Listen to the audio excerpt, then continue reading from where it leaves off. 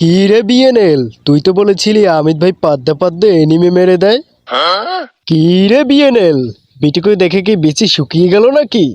এই আমিত ভাই, সুনিতাকে আমার হাতে তুলে দে, তা নয় আমার বিচি ধরে ক্ষমা চা।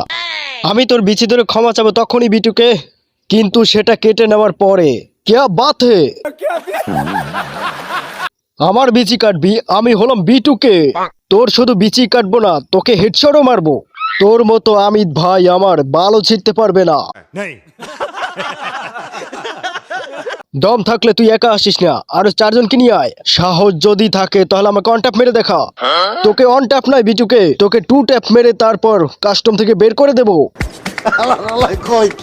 বাস অনেক হয়েছে, আমি তোর সাথে অন ভার্সেস অন কাস্টম পরে খেলবো। তোকে মারার জন্য আমার নুবরা প্লেয়ার দিয়ে যথেষ্ট। কাস্টমের জন্য রেডি হও।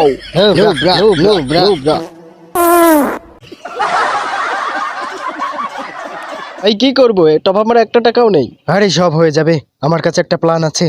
বাবা তুই চুপ কর, আমরা মেয়ে সেজে ছেলেদের কাছে গিয়ে টপ আমার টাকা তুলে নেব। A few moments later.